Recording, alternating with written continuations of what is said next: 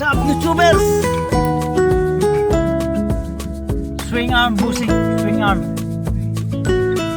bushing one. But obviously wala tayong bushing, so malapati natin na bumili ng ng buo yung may-ari, kasi buo nito yung kanyang bushing dito. Ito yung kanyang swing arm na bago dito sa may passenger side rear. So pagsakto ko sa incentive sa swing, malaki na po yung play ng swing. Kailangan natin palitan. Okay, compare the size of this thing. So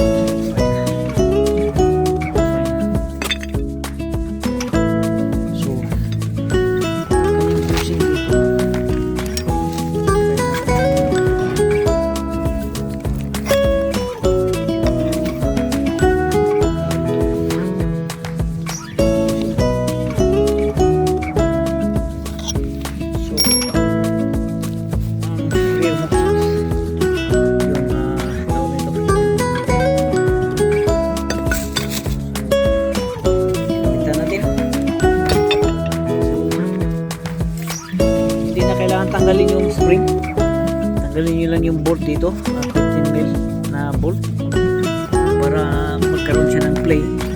Again, yung kanyang shock absorber sa taas mounted, tanggalin nyo lang yung bolt.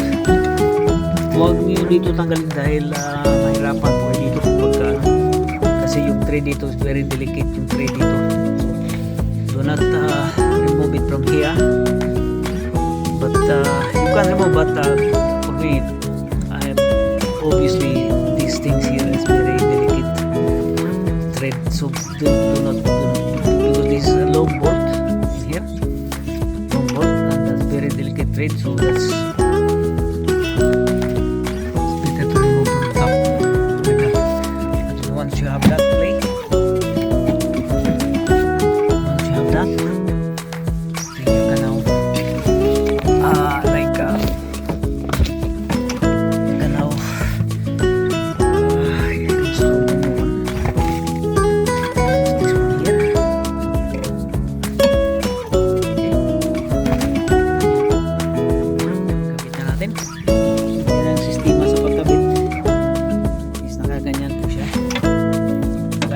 saging. So yung tapat dito sa taas.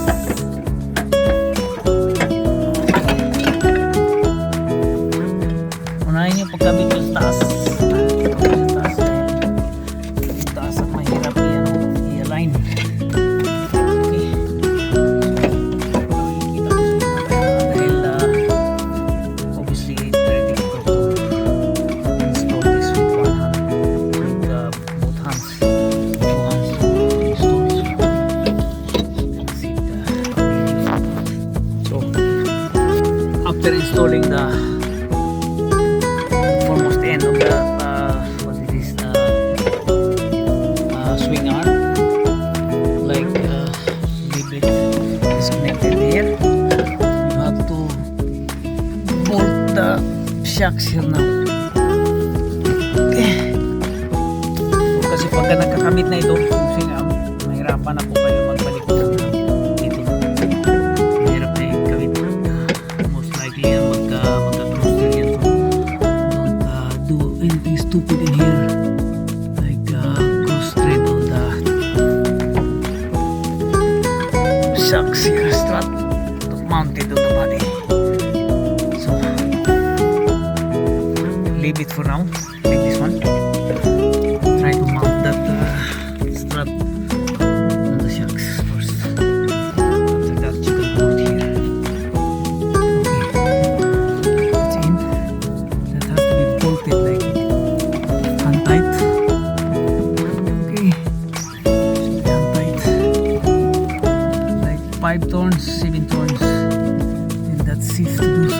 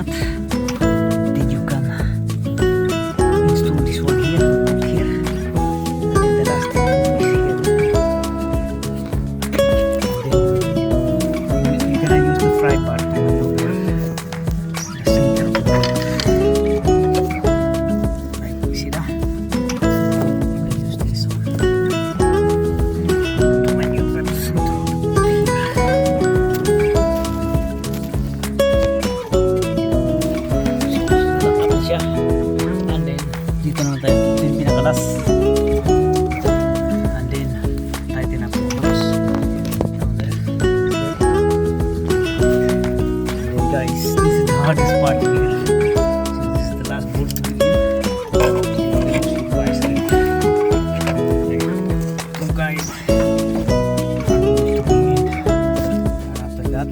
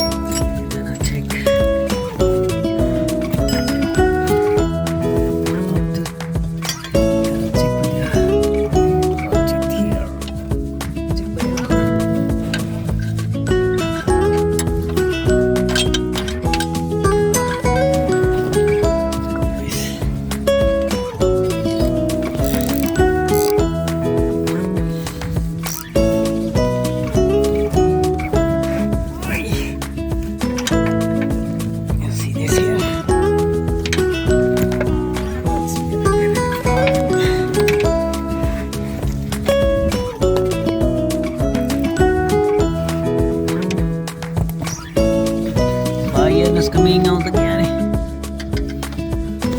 Ay.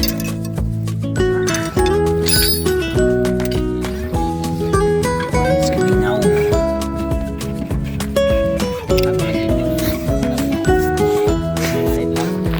Oh. No, yeah.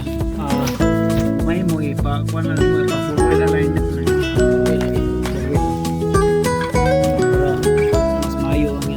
Dagan balance lang.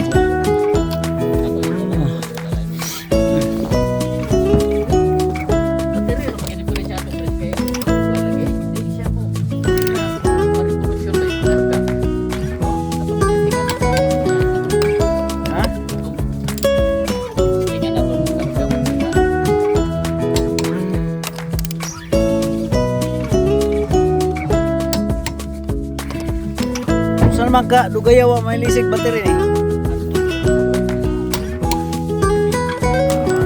2 years na lifespan ng battery. 2 years.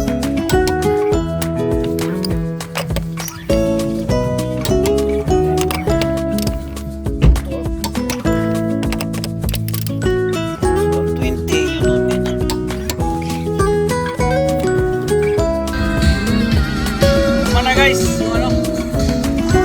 Para na itong ka-install ang swing arm ng tawagan eh Ford S-Max or C-Max. Okay, so swing arm installed, that's it, and then resolve, and then that's it. So any problem with cars, easy failure or whatever, timing belt, timing chain, free engine, drop me a message. Thank you, bye-bye.